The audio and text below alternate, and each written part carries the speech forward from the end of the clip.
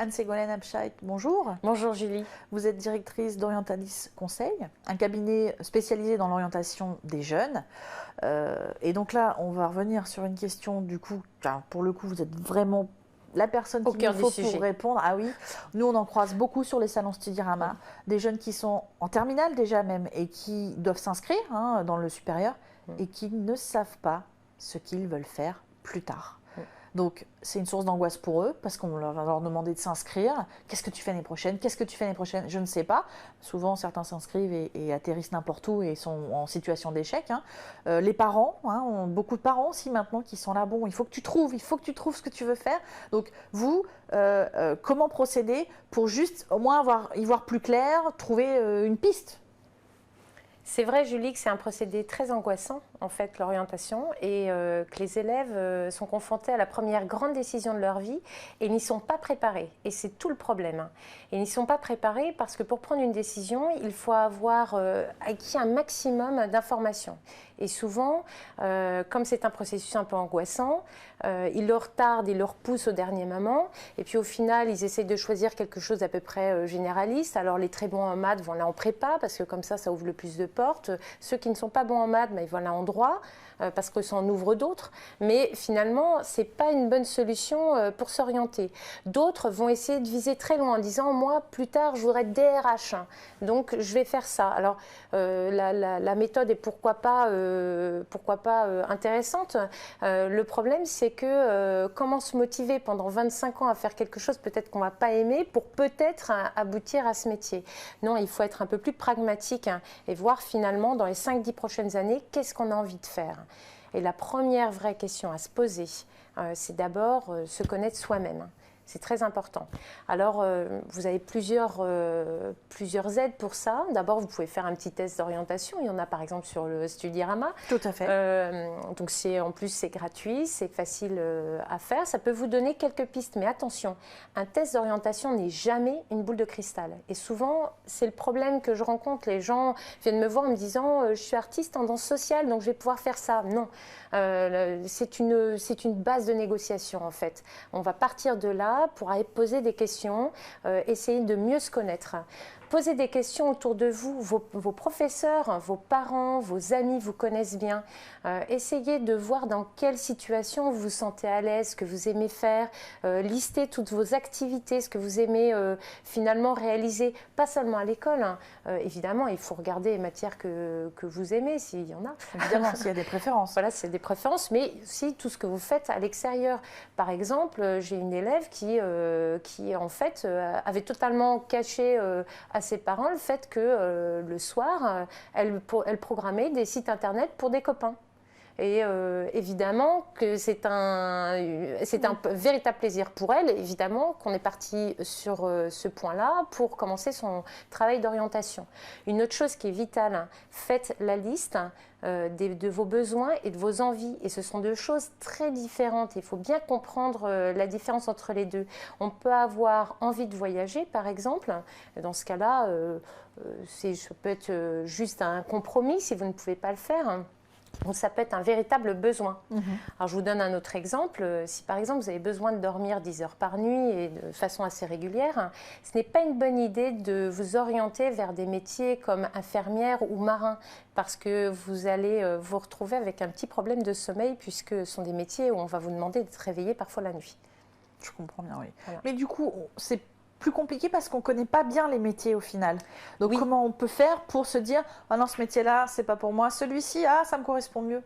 Alors, il faut aller investiguer les métiers. Parfois, c'est vrai, on est tenté par des métiers qui claquent bien comme chef de projet, directeur artistique. Bien sûr, il y a des modes, il y a des tendances, il y a toujours des choses qui font rêver. C'est exactement. Il faut aller voir la réalité de ces métiers en fait derrière. Alors, la première chose à faire, c'est peut-être aller déjà lire une fiche métier. Mais surtout, ne vous arrêtez pas à la fiche métier que vous avez par exemple trouvée sur Studirama. Ne vous arrêtez surtout pas à cette fiche métier parce que la réalité du métier en fait change. Elle n'est pas sur le papier. Exactement, change et évolue en permanence. Par exemple, ce que fait un comptable aujourd'hui n'aura certainement plus rien à voir avec ce que fera un comptable demain. parce que les choses évoluent très rapidement au niveau des logiciels de comptabilité. Et donc, on va leur demander d'avoir d'autres qualités professionnelles. Il faut avoir conscience de ça. Donc, il faut aller investiguer les métiers. Il faut aller, tel un détective, finalement, rechercher le métier qui correspond le plus à vos besoins, vos envies et un petit peu votre personnalité. Alors, ça peut être un petit peu compliqué. Et puis, en plus, en troisième partie, vous devez aller regarder dans quel environnement vous avez envie de travailler. Je vous donne un exemple. Par exemple, faire des ressources humaines. C'est un métier qui peut être passionnant. Seulement, ce métier-là n'a rien à voir si vous allez le faire chez un grand couturier parisien que chez GDF Suez, dans l'armée ou même chez Studirama. Vous comprenez bien que rien que par la taille de l'entreprise et son activité et puis le fait que ce soit juste une entreprise peut-être locale, nationale ou internationale, on ne vous demandera pas les mêmes choses et vous ne serez pas soumis même à la même pression. Et c'est très important de se poser ces questions-là. Est-ce que vous avez envie de travailler en cabinet tout seul? Est-ce que vous voulez travailler en entreprise multinationale, dans une petite start-up, une grosse société? Il faut vraiment se poser ces questions-là et ne pas se projeter dans 25 ans, mais dans 5 ans, c'est demain. Alors du coup, ok, on est intéressé par un métier, on se dit ça me plaît vraiment, je m'y vois bien, mais comment on peut être sûr qu'on ne fait pas une erreur, puisqu'au final, on ne l'a pas vraiment vécu ce métier, on ne l'a pas vraiment fait? Il faut aller sur le terrain. Une fois que vous avez fait toutes ces petites recherches que vous pouvez très bien faire sur Internet, voilà, ou autour de vous, il faut aller sur le terrain, valider votre idée. Alors souvent, on parle des stages et les entreprises ne peuvent pas prendre que des stagiaires qui souvent ne savent pas faire grand-chose.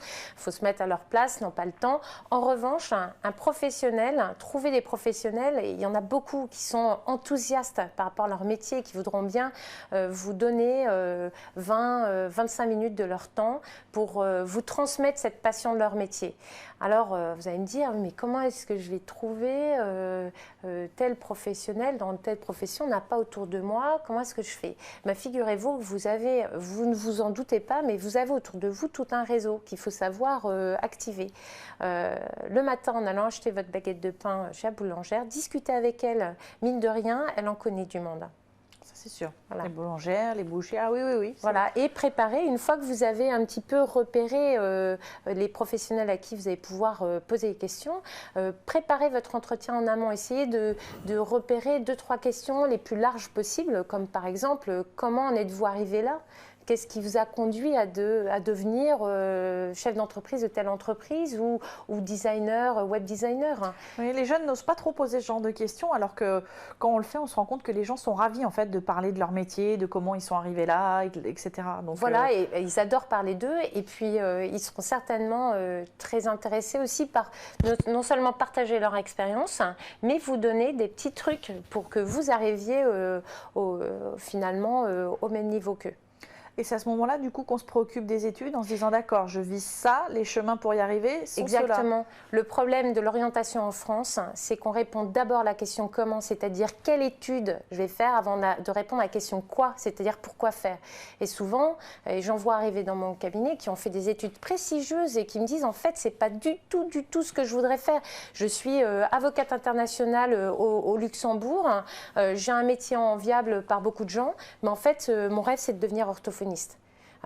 Quel temps perdu. Bien sûr, ce n'est pas tout à fait perdu parce qu'il y a toujours des choses transposables, mais malgré tout, on peut regretter finalement de ne pas avoir réfléchi avant et d'avoir validé avant son projet.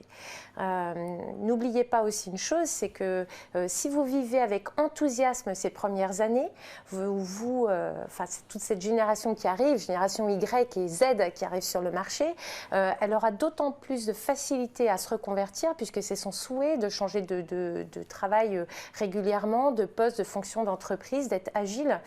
Vous aurez de toute façon plus de facilité à vous reconvertir si vous avez vécu avec passion ces premières années professionnelles. Et enfin, pour terminer sur la problématique de l'orientation et y revenir aux formations, choisissez bien votre formation. Il y a une quantité, une offre. Et c'est tout le problème d'ailleurs. Oui, c'est tout le problème. Arriver à faire le tri dans toutes ces formations. formation. Ce sera beaucoup plus simple une fois que vous aurez bien dessiné votre projet professionnel. Est-ce que vous avez besoin d'un bon niveau en langue? Est-ce que vous avez besoin d'un bon niveau en culture générale? Est-ce que vous pensez que vous aurez besoin de telle ou telle compétence? Et regardez quelle école va vous intéresser. Déplacez-vous, allez dans les journées portes ouvertes, discutez avec les élèves. Ne leur demandez pas bêtement est-ce que ça va, est-ce que c'est bien? Non, demandez-leur ce qu'ils ont fait la semaine avant. Demandez-leur quels projets ils ont menés, des questions bien concrètes pour voir s'ils travaillent. Hein, parce que l'idée, c'est qu'on vous monte en compétences, évidemment. Bien sûr. J'espère que ces conseils, mais j'en suis sûre même, seront très utiles à nos internautes. Merci Anne-Ségolène. J'espère. Merci Julie.